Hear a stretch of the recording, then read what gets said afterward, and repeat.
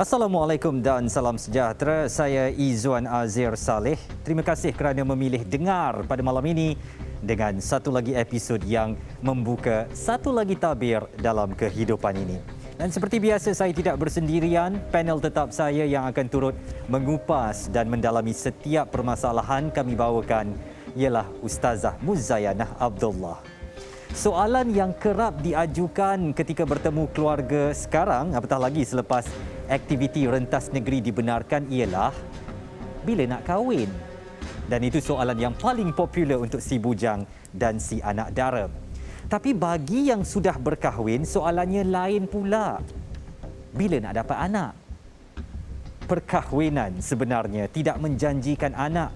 Ia anugerah Allah yang paling berharga untuk manusia. Sebenarnya ramai pasangan yang terseksa emosi, ada kalanya sering mencetuskan pertengkaran, salah menyalahkan satu sama lain, malah ada yang bercerai-berai hanya kerana tidak menemui jawapan kepada soalan kenapa kita belum ada anak. Malam ini topik kita adalah tiada anak, penguji kesetiaan, dan isu ini kami harapkan boleh menjadi pengajaran kepada mereka yang masih menanti anugerah terbesar dari Ilahi.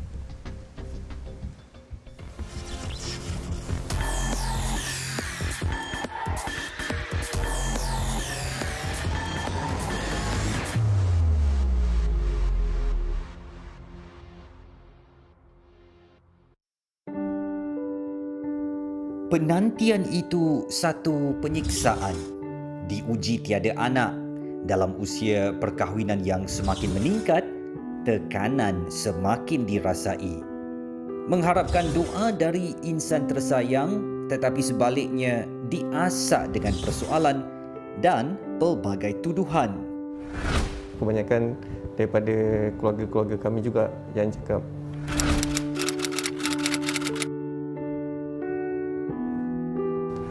dah kahwin dah lama, tapi takkanlah tak ada nak menimbang cahaya mata apa semua kan.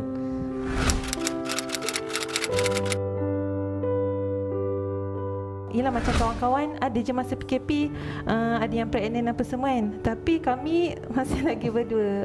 Jadi itulah kadang-kadang rasa macam sedih juga kenapa kami tak ada rezeki lagi. Tapi orang lain senang je pula. Masa PKP kan kami duduk berdua kan. Tapi rasa macam memang yelah, memang macam down dah. Macam saya ni tak boleh nak pregnant ke apa ke, macam gitulah. Dan bukan kita tak mencuba apa semua kan. Kita pun macam mencuba banyak-banyak jugalah alternatif lain, macam pergi klinik ke apa kan. Bila Dah lama-lama tu macam jadi wujud perasaan jemu, bosan. Macam gini je ke kita punya hidup apa semua kan. Pernah saya rasa ego saya tercabar sebab pernah ada satu hari tu ada kawan datang ke rumah saya, dan dia cakap dengan saya, duduk rumah besar-besar tapi tak sunyi ke? Pernah juga bergaduh, tapi bila lama-lama lalui benda yang sama, biasanya isteri saya yang akan inilah. Bukan mudah menerima hakikat berumah tangga, kesunyian tanpa zuriat. Dengar kali ini mengupas konflik tiada anak, penguji kesetiaan.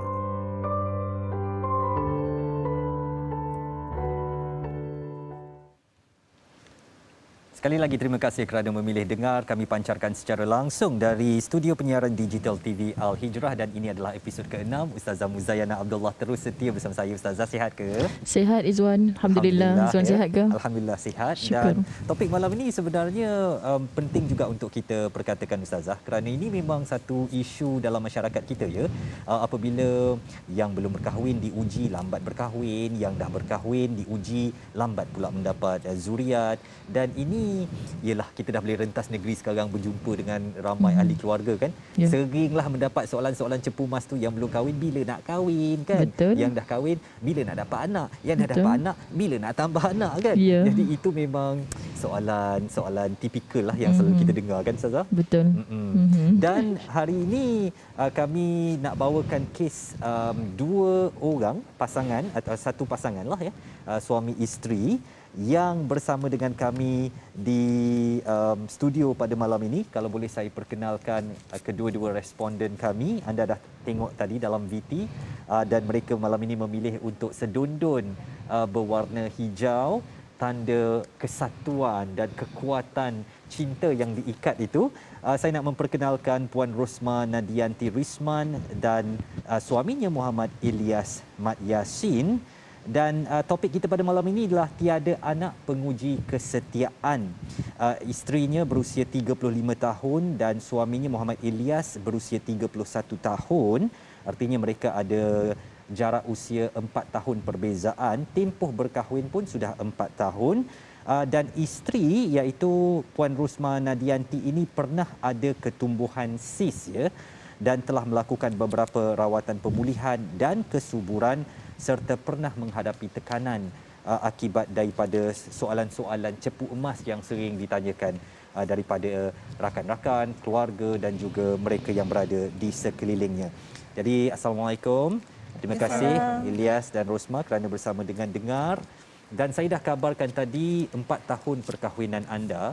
Sejak mula ceritakan kepada saya dan Ustazah, mula merasakan ada yang tak kena dengan hubungan kita berdua ini apabila belum hadir cahaya mata. Ilyas dahulu. Okey.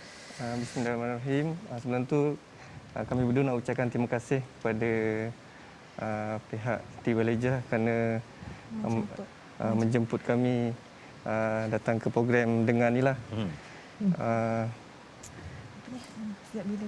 Sejak bila dia lupa soalan tu? Sejak bila risau tu, pada mulanya, mula-mula tu, bila berkahwin, kami tak ada rasa risau sangat.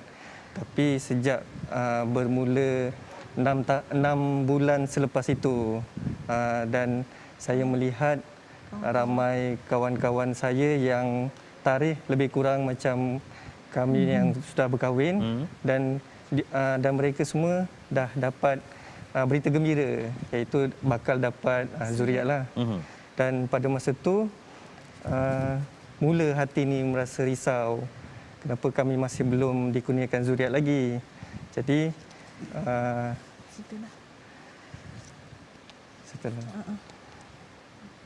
sampai jadi daripada situlah kami macam bincang-bincang, dan masa first anniversary kami macam setahun selepas tu kami mula rasa macam kita kena ambil tindakan lah, pergi buat check up semua, nak tengok apa masalahnya.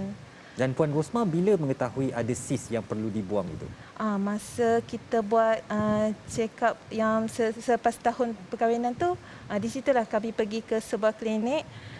Di situlah buat scan, dan kami tahulah saya ada menghadapi ada ketumbuhan lah dekat rahim. Apakah sejak daripada itu Puan Rosma merasakan bahawa chances ataupun peluang untuk hamil itu rendah, atau dengan sis itu mengganggu atau bagaimana? Masa tu ialah dengan pengetahuan yang sikit kan. Masa tu memang rasa mungkin sebab sis ni lah membuatkan kita orang tak dapat zuriat lagi.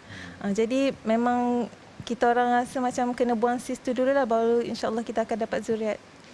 Saya juga nak tanya Ustazah, kerana itu mungkin dari faktor kesihatan ya, sis dan sebagainya dah dibuang. Sekarang ni faktor usia. Anda lebih berusia daripada suami, 4 tahun perbezaannya. Apakah Rosma pernah merasakan bahawa mungkin faktor usia ini anda belum berjaya memberikan zuriat kepada suami? Pada awalnya ada jugalah rasa macam gitu, sebab rasa macam sebab macam dah tak boleh ni kan, sebab saya lagi tua daripada dia, sebab tu tak boleh nak melahirkan zuriat. Memang ada jugalah terasa macam gitu. Tapi kita cuba positifkan diri lah kan. Ada je yang lagi berusia daripada saya tapi still boleh pregnant. So itulah macam positif je lah. Jadi selama tempoh 4 tahun ini apa yang mengganggu fikiran anda? Mungkin sis telah pun dikeluarkan. Apa lagi yang mengganggu fikiran anda sehingga belum hadir zuriat dalam hubungan ini? mungkin bukan rezeki lagi lah tu. Kan? Kami fikir bukan rezeki lagi lah. Itulah macam kami pun tak tahu sebab ialah macam-macam cara kita dah buat apa semua kan. Kita pun dah ni. Jadi saya fikir mungkin bukan rezeki kami lagi. Dari situlah kita orang mencarilah inisiatif, berusaha untuk option-option yang kawan-kawan, keluarga suggest lah untuk kami buat. Saya bukan nak mencampurilah, tapi saya nak tahu, kadang-kadang saya katakan juga ini boleh memberi tekanan kepada suami isteri. Pernah tak bergaduh kerana masalah soal anak ini sahaja? Pasal anak macam tak adalah. Pernah juga sekala tapi tak ada gaduh besar lah. Tapi sebab kami alhamdulillah masing-masing macam positif dan saling bertolak ansur. Macam biasanya yang down saya lah, biasanya kadang-kadang yang selalu down, hormon tak stabil kan. Jadi kadang-kadang kalau masa saya macam stres, macam kalau tiap-tiap bulan tu tiba rasa macam tak ada rezeki lagi kan. So saya mesti akan sedih apa semua. Alhamdulillah suami saya akan macam cakap sabarlah apa semua kan, tak ada rezeki lagi. Macam gitulah. Saya tengok mereka ni Ustazah positif je ya Ustazah. Saya tak tahu macam mana Ustazah punya penilaian lah. Keduanya bekerja kan. So masing-masing sibuk. Betul. Okay, tapi hujung minggu kerja, maknanya hujung minggu memang berdua lah. Betul. Okay, jadi maknanya yelah, macam mana kita nak menerima satu keadaan yang bukan urusan kita. Kan bukan urusan kita. Jadi suami isteri, apabila kita ada masalah macam ni, kalau kita tak balik kepada takdir yang Allah telah tentukan pada kita, memang akan down, memang akan stres sebab kita tak boleh tutup mulutnya orang sampai bila-bila. Kan? Jadi kalau kita dah redha dengan apa yang Allah beri tu, kita akan lalui je kehidupan kita ni, enjoy, sebab hidup ni bukan untuk dunia saja, tapi paling penting untuk akhirat sana.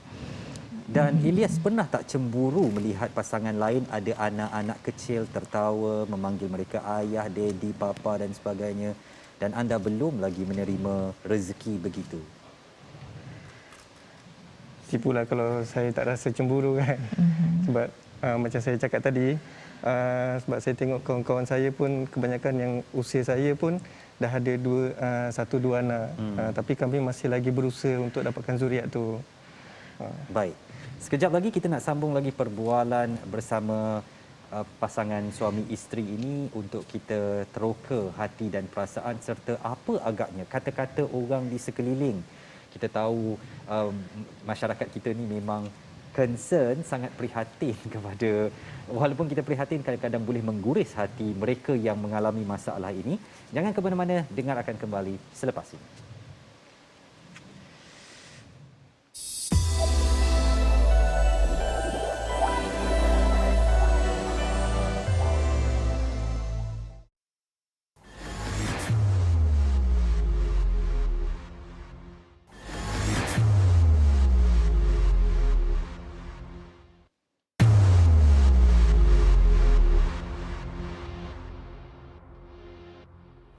Alright team, minggu ni kita ada satu lagi topik perbincangan, tiada anak penguji kesetiaan. Dan ini sebenarnya satu topik yang hangatlah dalam masyarakat kita. Yelah, sebab orang kata kalau kita lambat kahwin tak laku pula. Tapi bila kita dah berkahwin, soalan yang selalu ditanya bila nak dapat anak. Bila dah bertahun-tahun kahwin tak ada anak, ditanya pula siapa yang bermasalah. Itulah, kita ni kalau layan apa orang cakap memang boleh stres.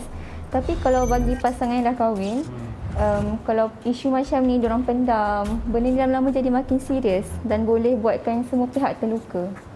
Kebiasaannya konflik ni berlaku berpunca apabila pasangan itu mempunyai egonya yang masing-masing.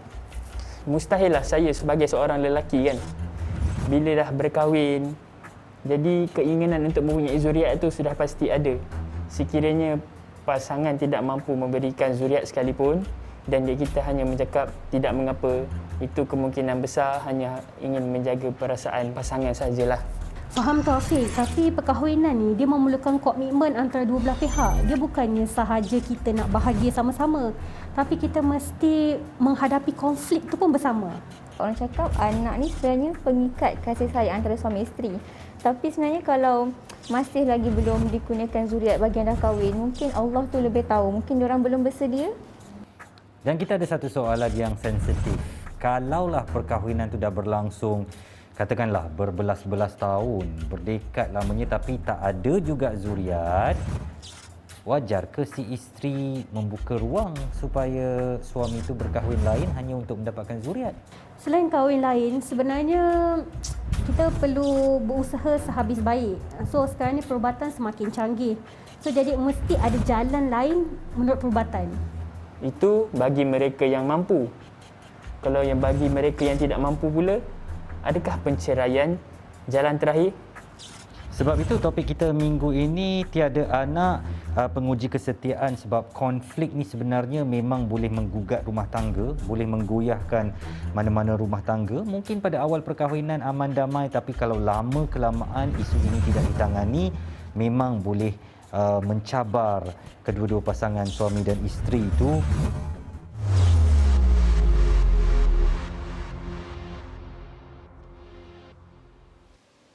Itu dia perbincangan yang kami lakukan dalam Dengar Roundtable, dan saya masih lagi bersama responden di studio pada malam ini, dan Ustazah Muzayanah Abdullah terus menemankan saya. Kita juga ada seorang lagi tetamu, iaitu Tuan Zaid Muhammad. Beliau adalah perunding motivasi. Sekejap lagi kita nak bersama dengan beliau. Saya masih lagi nak bersama dengan responden.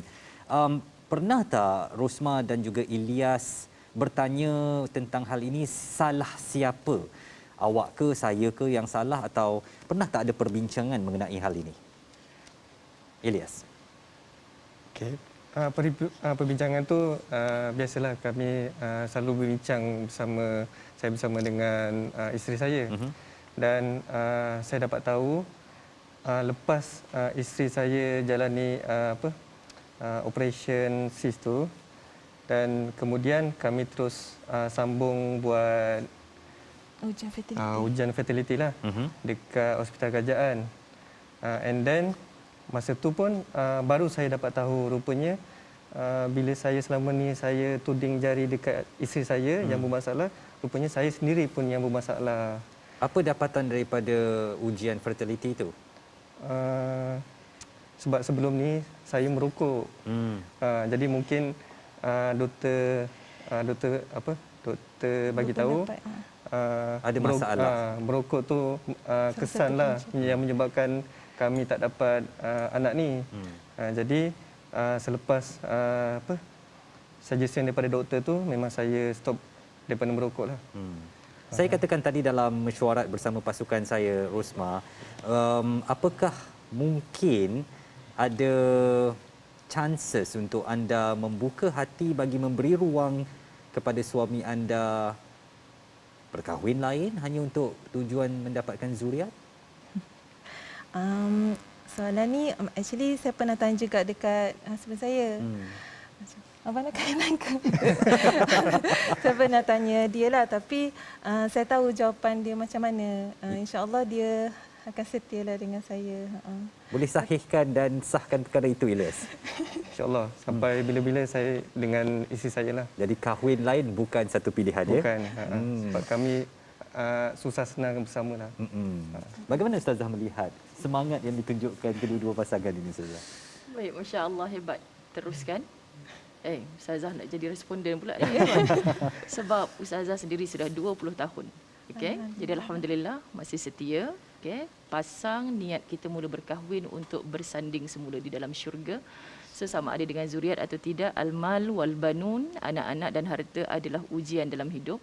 Jadi kalau Allah tak beri, Allah Maha mengetahui siapa kita. Kalau Allah beri, itu juga ujian yang sangat besar. Kadang-kadang asbab anak ataupun harta lah yang menerakakan kita, na'udzubillah. Jadi pilihan Allah tak pernah ada sia-sia ataupun kecacatan, itulah yang terbaik. So fokus siapa kita, hamba. Kita tak boleh ambil kerja Allah, pasti kita akan tidak stres.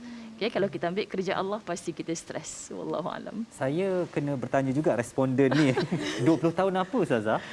20 tahun perkahwinan tanpa zuriat.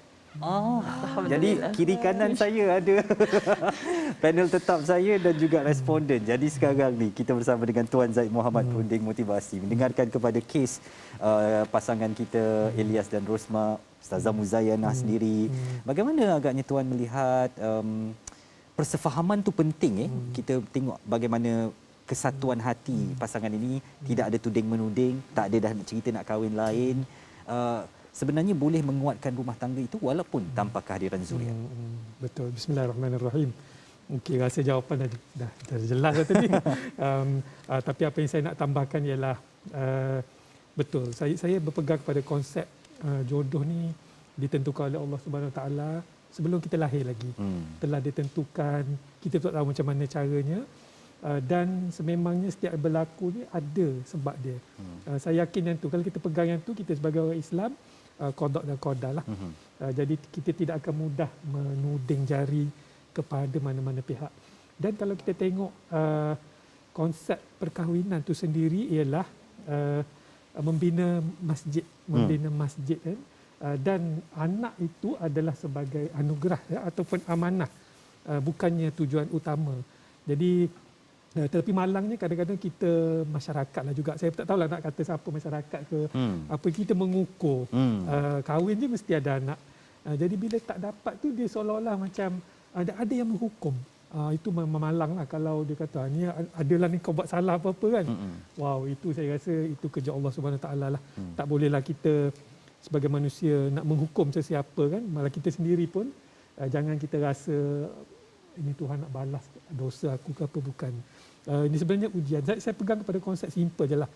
Syukur dan sabar je lah. Kita bersyukur dengan anugerah yang Allah bagi, pasangan kita. Ramai je orang yang anak ramai, banyak masalah. Kan? Saya sebagai perunding motivasi keluarga, kadang-kadang tengok baik dia tak ada anak kalau macam ni. Kan? Ada anak yang perangai masalah, fizikal, pembelajaran. Ketika itu baru dia tahu ini ujian untuk dia dengan cara tersebut. Jadi kepada yang belum dapat zuriat, combine dua-dua lah, bersyukur dengan bersabar. Macam tadi, wah dapat suami macam ni memang hebat lah kan. Ada suami anak ramai, suami curang pun ramai juga. Kan? Kalau macam tu tak ada makna lah. Maknanya bagi saya anugerah itu ialah bagi mereka yang so-called normal pun, bila anak dah ramai, contohnya dia mula rasa bosan, mulalah nak cari lain dan sebagainya. Jadi anak ni bukanlah penentu benda-benda tu sebenarnya balik pada kita jugalah. Kekuatan jiwa kita, keikhlasan kita. Sebenarnya anak ni satu cabaran, satu ujian daripada Allah juga ya, Ustazah. Itu disebut fitnah. Kan satu ujian. Jadi macam-macam yang boleh datang dalam kehidupan kita. So kita nak salahkan orang macam mana pun, kita tak boleh tutup mulut orang. Ustazah dah sebut dah tadi, tapi kita kena kuat. So kalau 4 tahun perkara macam tu itu biasalah. Kita berubat macam-macam, tapi tetap jangan putus asa. Kena usaha. Dan dalam temu bual awal saya dengan Ilyas dan Rosma, Ilyas ada katakan Tuan Zaid, dia merasa ada egonya ya, dan dia mungkin rasa betul Ilyas ada egonya. Rosma pula menyalahkan dirinya kerana tidak boleh menghadirkan zuriat pada suami. Masalah saya ke yang lebih tua daripada suami? Bagaimana dua konflik hati ini dalam rumah tangga boleh diminimumkan supaya tidak menjadi suatu yang boleh membawa keretakan kepada hubungan suami isteri itu, Tuan? Okey, pertama sekali kita kena terima hakikat lah. Semua orang ada ego dan kita akan rasa bersalah kalau benda-benda tak berlaku tidak yang kita kehendaki. Tetapi jangan kita terlalu mengikut perasaan tersebut lah. Ego tu penting. Ego tu untuk maruah kita, untuk kita punya kekuatan kan. Tetapi kita kena kawal ego tu. Bukan ego tu mengawal kita sehingga kita tak nak mengambil tanggungjawab. Ego ni bahaya dia buat orang tak bertanggungjawab. Dan itu yang akan berlaku bila tak ada pasangan. Dia akan kata, ni semua salah awak ni. I'm out. Dia akan putuskan hubungan, dia cari lain. Sebab dia kata bukan salah dia. Tetapi jika ada naluri wanita, kita faham dia lembut kan. Anak ni satu benda yang diingini lah. Tetapi kita kena perbetulkan kita punya objektif. Objektif tu macam Ustazah sebut tadi, anak tu fitnah. Kadang-kadang Allah tahu apa yang terbaik untuk kita. Bukan nak kata kita tak mampu, tetapi kadang kita rahsia Allah. Kita tak tahu. Dan bila kita terima dengan perasaan sebegitu, kita insya-Allah kita tak adalah rasa nak menyalahkan diri kita. Tapi dari sudut psikologi, benda tu pasti akan berlaku. Semua orang kena, saya pun kena. Akan timbul rasa bersalah, akan timbul rasa ego. Tetapi itu ujian untuk kita lah sebenarnya. Bagaimana kita nak lawan perasaan tersebut. Macam Izwan sebut tadi, berbalik kepada kekuatan diri kita juga. Kalau kita kuat, insya-Allah benda tu datang dan dia akan pergi dengan begitu saja. Tidak membawa kesan negatif. Yang saya khawatirkan kepada pasangan ini ialah walaupun kesetiaan ditunjukkan, janji dalam siaran nasional katanya saya takkan kahwin lain, janji, tetapi kesetiaan belum tentu menjadi penentu kebahagiaan kerana cakap-cakap orang sekeliling ini, dan lebih buruk lagi daripada kalangan keluarga sendiri. Betul. Keluarga mentua mungkin ya. Tu adalah yang tak kena dengan isteri kau tu, cuba kau tengok-tengok sikit dan sebagainya. Cakap-cakap ini mencucuk-cucuk kita dan akhirnya kalau tidak dikawal, satu hari nanti ia boleh meledak dan mungkin saja suami boleh terpengaruh dan salahkan si isteri. Jadi mungkin nasihat Cik Zaid lah kepada keluarga semua untuk lebih suportif dan jangan hanya tahu menunding jari sahaja. Betul. Ini peranan masyarakat lah. Kita dengan masyarakat ni seolah satu jari yang digenggam macam ni lah. Masing-masing ada peranan. Jika satu pihak tidak memainkan peranan, maka tidak harmoni. Kepada masyarakat yang ada ahli keluarga sebegini, dah tahun 2021 dah kot kan. Dah zaman moden dah benda ni kira dah boleh diterima. Tak perlulah kita membandingkan dengan zaman dulu kan. Kahwin je mesti ada anak. Dan kalau tak ada anak mula nak menuding. Kita agak-agaklah kita sepatutnya kita menjadi ahli keluarga yang menyokong mereka, bukannya tidak sensitif. Tapi kadang-kadang saya dapati kadang-kadang orang tak sengaja. Kita pun sebagai penerima di pihak yang satu lagi, maka mungkin pasangan ni kena jangka benda tu. Dan kalau kita tak jangka, contohnya masa dah ni sekarang dah terbuka, jumpa keluarga, ada yang akan tanya. Lah berdua lagi. Kan? Ada je yang akan tanya. Tapi kalau kita tak bersedia, itu yang boleh buat meletup tu. Tapi kita jangkalah, macam kita buat kereta lah. Kalau kita tak jangka orang nak jumpa pemandu yang kurang ajar dan sebagainya, kita akan marah. Tapi kalau kita dah jangka, jalan ni selalu mesti ada orang macam ni, kita relax je. Akan keluar 2-3 orang, kita tenang je. Samalah agaknya dengan ahli keluarga yang lain, kita dah tahu dia ni perangai macam ni.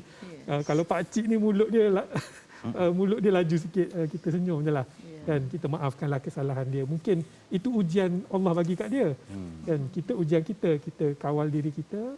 InsyaAllah perasaan kita, yang penting komunikasi antara kedua-duanya kena kental lah. Jangan menyalahkan antara satu sama lain.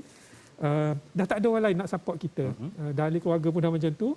Tinggal kita berdua saja kena jadi kekuatan yang sangat kental lah. Sokong menyokong satu sama lain. Antara satu sama Ya, lain. sebab orang cemburu sebenarnya Izwan tengok mereka ni kekal bahagia. Betul. Kalau tak bahagia dan suka nak berantakan, orang takkan bercakap. Orang penat dah.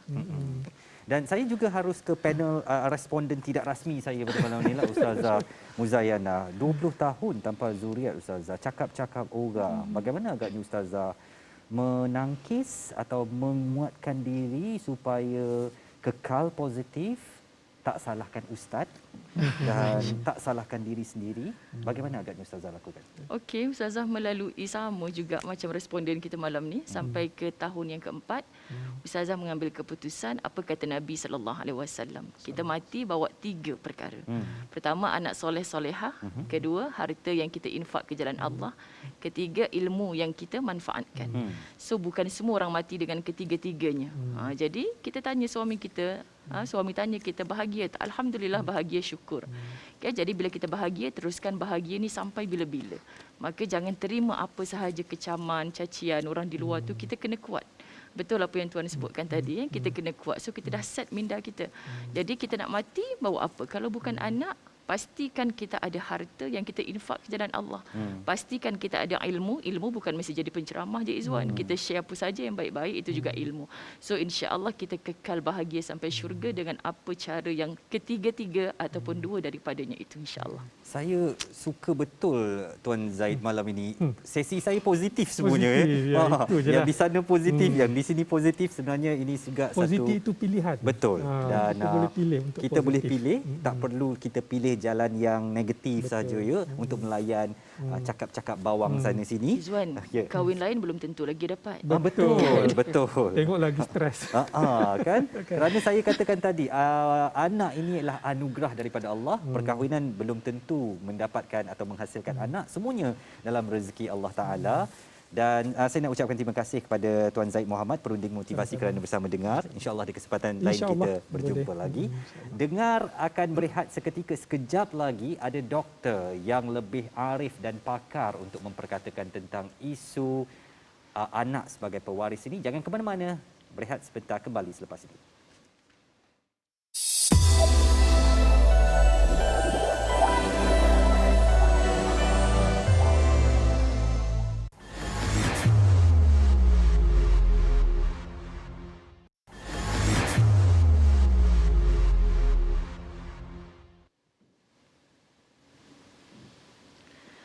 أعوذ بالله من الشيطان الرجيم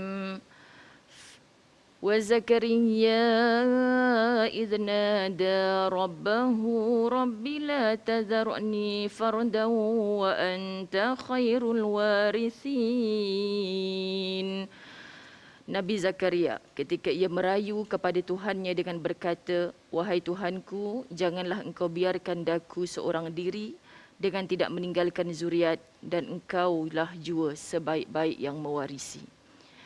Fastajabna lahu wa wahabna lahu Yahya wa aslahna lahu zawjah innahum kanu yusari'una fil khairat wa yad'unana raghaban wa rahaba wa kanu lana khashi'in.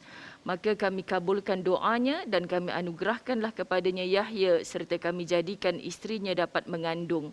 Sesungguhnya mereka bersegera dalam membuat kebaikan dan mereka berdoa kepada kami dengan penuh berharap dan cemas, dan mereka orang-orang yang khusyuk kepada kami.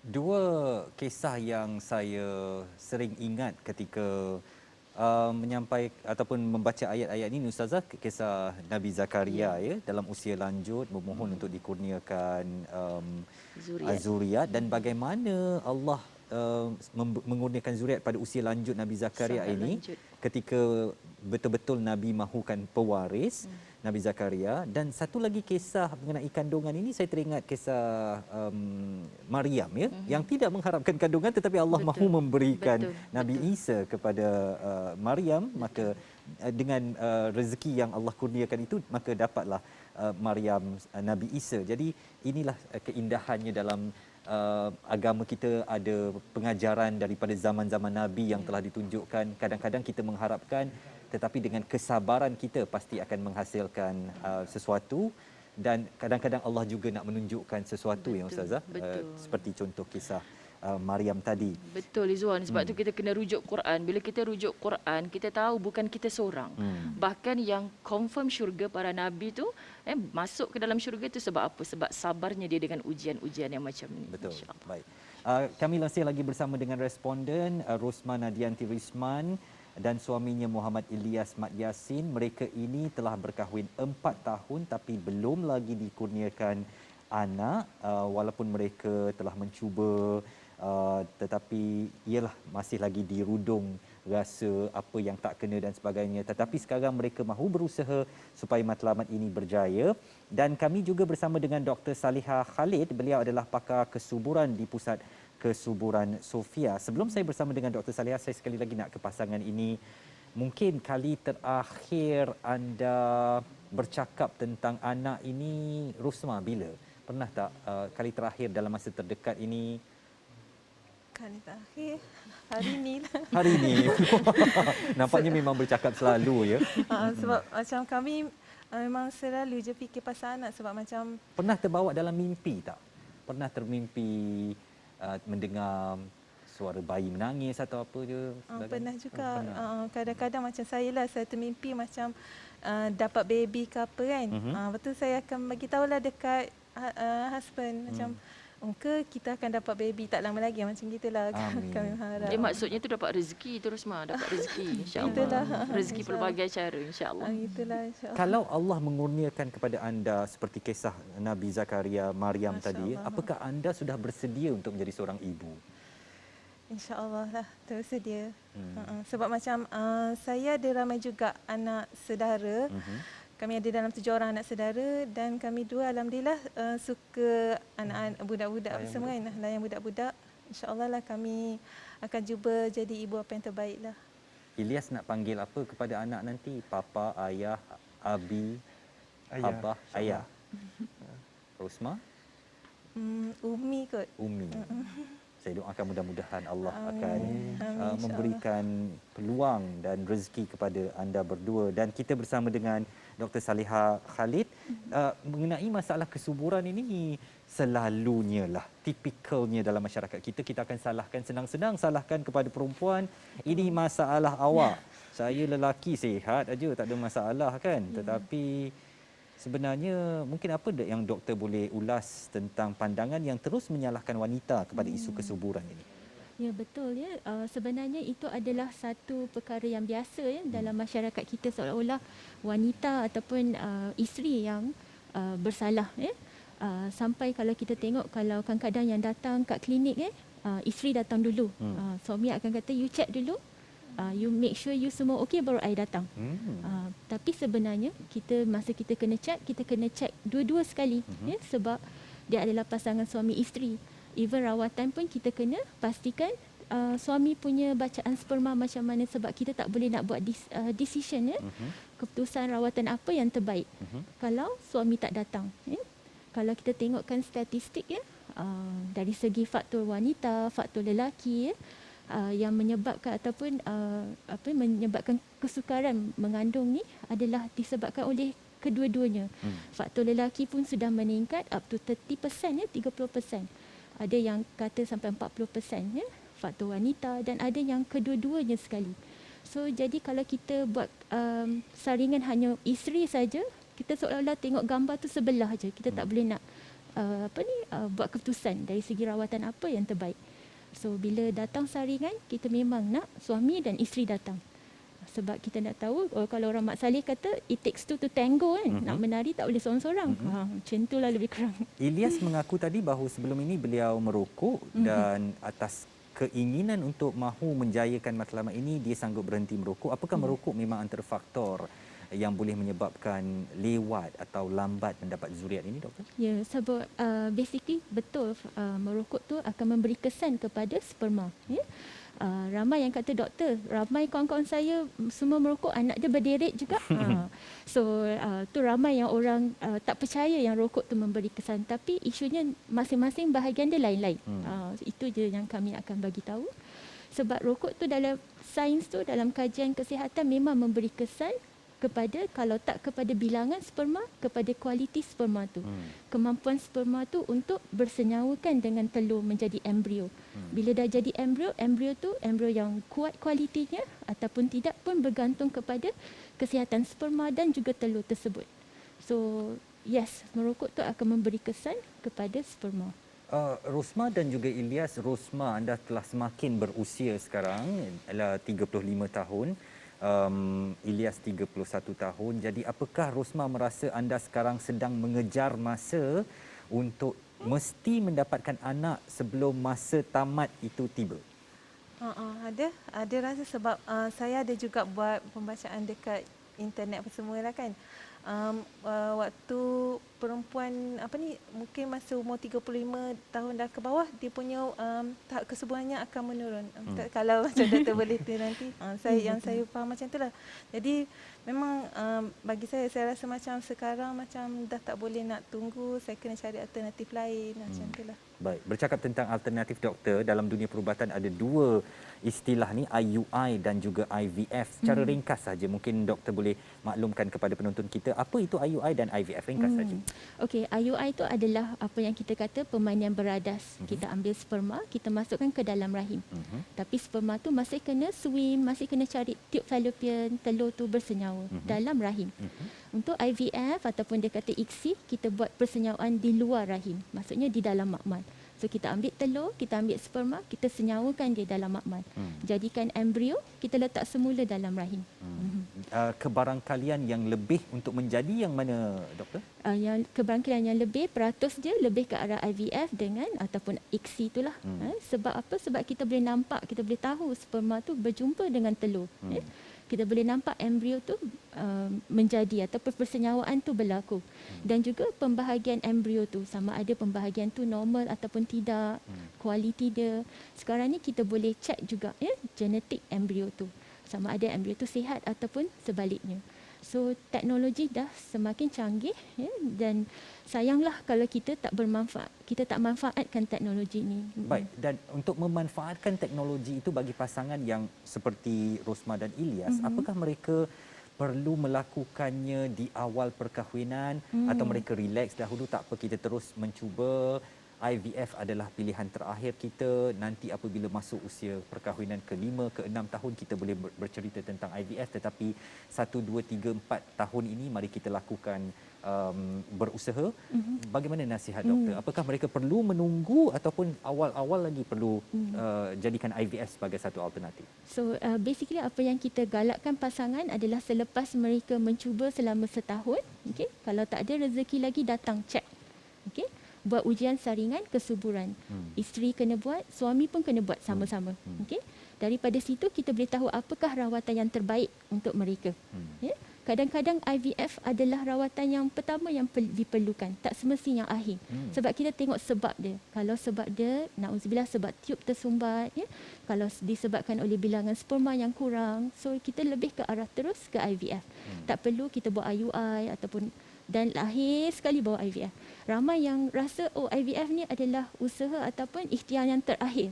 Tapi macam Puan Rosmah kata tadi, kita tahu faktor usia dan juga kualiti telur wanita tu akan merosot dengan usia. Jadi kita tak nak lambatkan.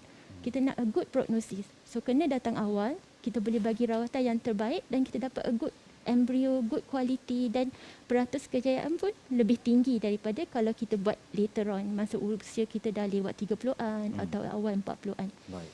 Dan Ilyas katakan tadi memberi komitmen bahawa beliau tidak mahu berkahwin lain, itu bukan alternatif dan pilihannya.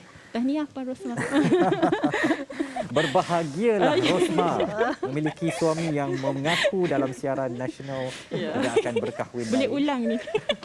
Dan bagaimana sebenarnya perkahwinan lain belum tentu menyelesaikan masalah ini, doktor? Ya, betul. Sebab kalau kita tengok ada juga kes-kes di mana mereka tak check betul-betul. Dia rasa wanita yang salah. So mereka berpoligami. Ada yang 2, 3, 4 orang isteri tapi last sekali check faktor suami. So kalau kahwin 4 sekalipun belum tentu dapat dia. Ya, betul. Itu teramat salah lah. Saya rasakan Ustazah itu menganiaya So kalau kita tak come forward, it's not tak adil untuk wanita yang bila berumah tangga kita tak tahu faktor sebenarnya, dan itu bukan perkara yang luar daripada kita tengok yang couple-couple yang datang, pasangan-pasangan yang datang bila yang berpoligami, bila dia datang check faktor suami, so dan isteri tak tahu lagi. So Ustazah, itu bukan sebagai penyelesaian. responden tidak rasmi malam ini, saya tengok mengangguk-ngangguk juga. Mungkin Ustazah ada nak bertanya kepada Dr. Salihah?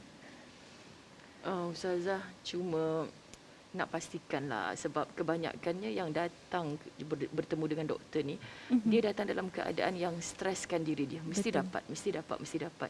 So kita sepertinya macam Ustazah sebut tadilah, jangan kita ambil kerja Allah, sebab doktor pun bukan Tuhan. Doktor tak pernah mengaku pun sebagai Tuhan. Tapi doktor sentiasa berusaha. So macam mana peranan doktor kalau pasangan datang dengan stres macam tu? So bila kadang-kadang kita boleh tahu bila dia datang tu kita dah nampak dia dah tegang.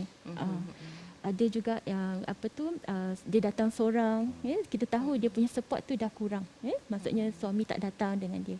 Ataupun bila datang suami tengok dinding, isteri tengok tempat lain, so dia dah tak ada keserasian dekat situ. So kita tahu couple ni dalam a lot of stress. Jadi kadang-kadang kita perlukan bantuan daripada pakar motivasi dan juga pakar kaunseling, sama ada mereka nak berjumpa tak supaya mereka dapat bantuan dari segi emosi, motivasi, ya. Dan juga of course kita akan cakap dengan mereka ni adalah usaha, kita usaha, ya. Tapi tak semestinya boleh berjaya, tapi yang penting kita usaha dan kita kena letak usaha kita di jalan yang benar, yang jalan yang betul dengan usaha yang betul.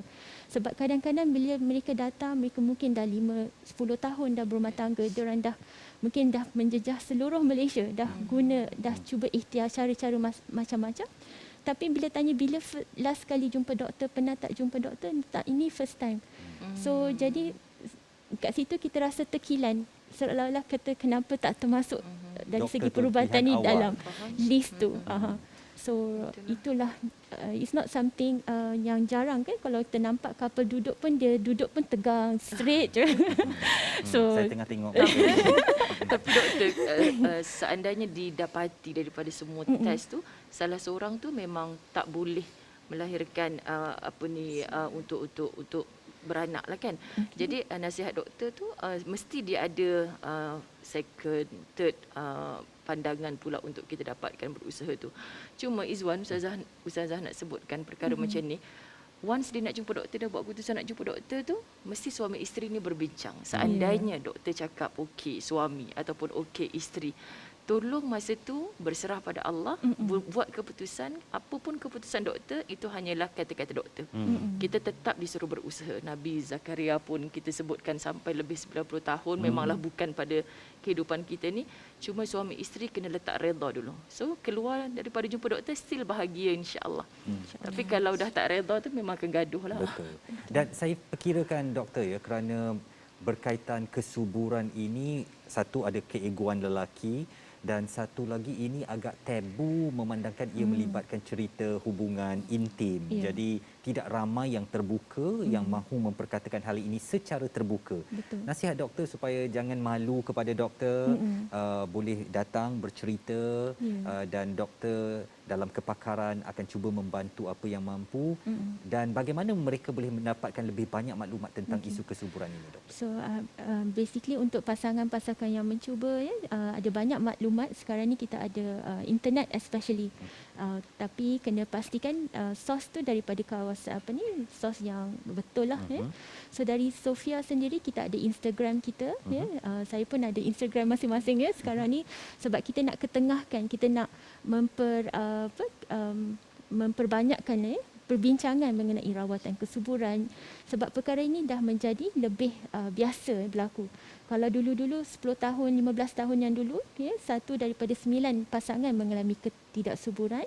Sekarang ni 1 daripada 6. Dan dia akan menjadi lebih common sebab kita punya gaya hidup dia dah berubah. Kalau kita tengok nenek kita dulu 16 tahun dah berumah tangga, 14 tahun ya. 30 dah tutup kedai orang kata. Tapi kita ni 30 mungkin baru mula. So that's why masalah kesuburan ni dia lebih biasa berlaku pada masyarakat. It's not something yang tabu ataupun yang salah untuk berbincang. So dengan kita ketengahkan situasi macam ini, ya, kita ambil social media sebagai kita punya tempat untuk mewar-warkan perkara ini, insya-Allah kita harap kita dapat meningkatkan kesedaran masyarakat. Baik. Sekejap lagi kita nak terus sambung perbualan dan perbincangan kita mengenai isu kesuburan dan masalah yang dihadapi oleh responden kita pada malam ini. Anda jangan ke mana-mana, kembali sekejap saja lagi bersama Dengar.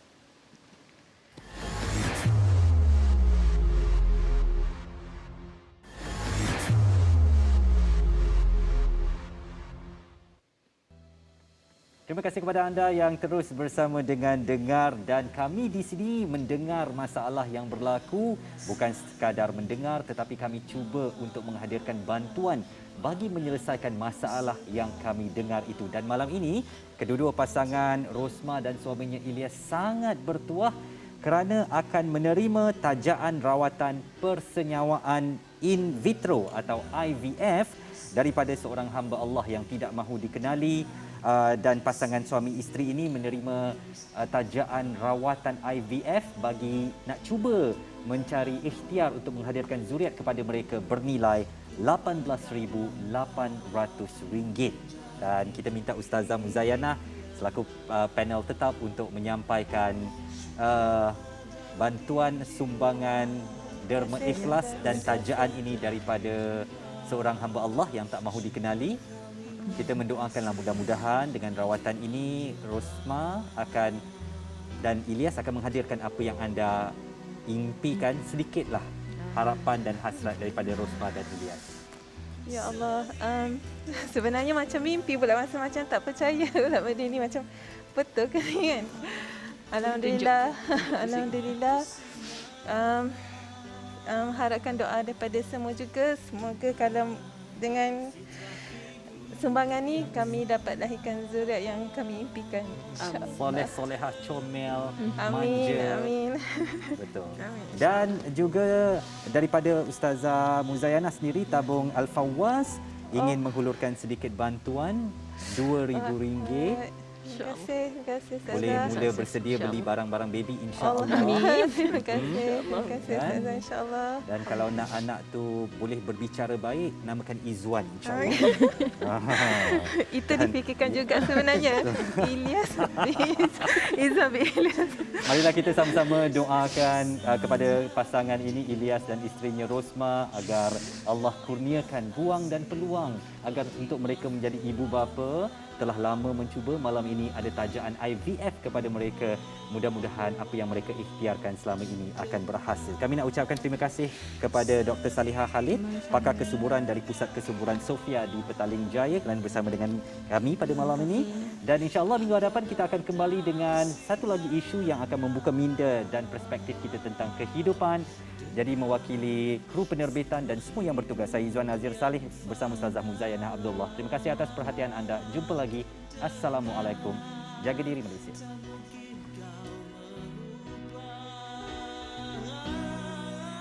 Dengar di sana merintis, dengar di sini menangis, dengar launan agungmu, ku bertawakal mengejar impian.